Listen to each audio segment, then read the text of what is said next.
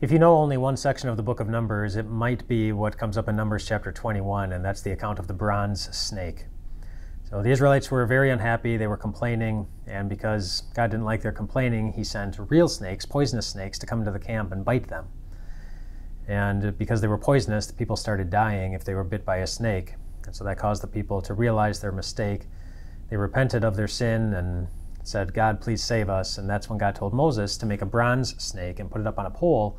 And he said that anybody who simply looks at the snake would live, even if they'd been bitten, even if they had been complaining. You know what they were complaining about? Really two things. They were complaining that, well, things were better in the past. And I'd be a whole lot happier in my life if things in the present would only be like they used to be in the past. They were also complaining about, well, life in the present was really uncomfortable. It wasn't convenient walking through a desert. It wasn't convenient eating the same thing every day. And so they were complaining that things were better in the past, and they were complaining that they were uncomfortable in the present.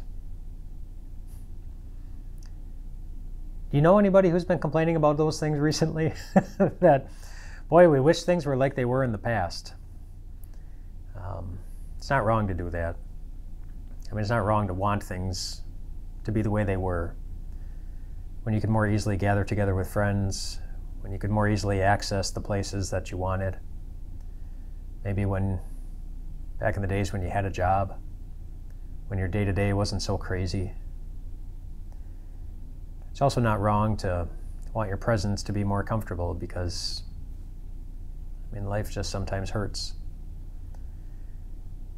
It's not wrong to think about those things, except if we are so focused on wanting the present to be like the past or wanting the present to be more comfortable that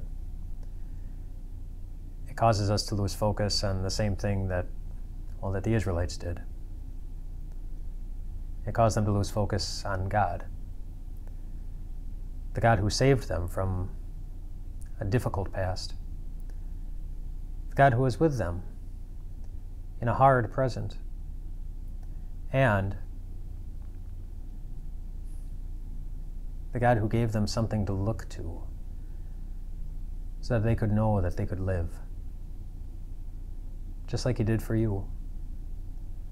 You might know that Jesus used the bronze snake as an illustration. In John chapter 3, he said, just as Moses lifted up the bronze snake in the wilderness, so the Son of Man must be lifted up, so that anyone who looks to him and believes in him has eternal life. The bronze snake was an illustration of him, of the one who's been with you in the past, the one who is with you now in the present, and the one who saved you, to give you something you already have. Did you catch that? He said, so that everyone who looks to him and believes has eternal life. That eternal life,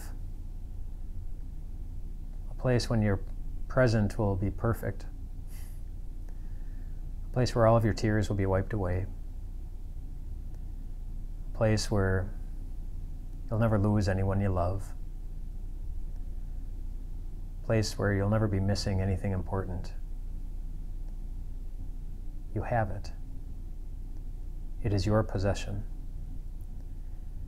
And don't let your past, and don't let your present, no matter how difficult they ever are, tell you anything different. Rest well tonight, my friends. Your life is in good hands. It's in the hands of the God who saves.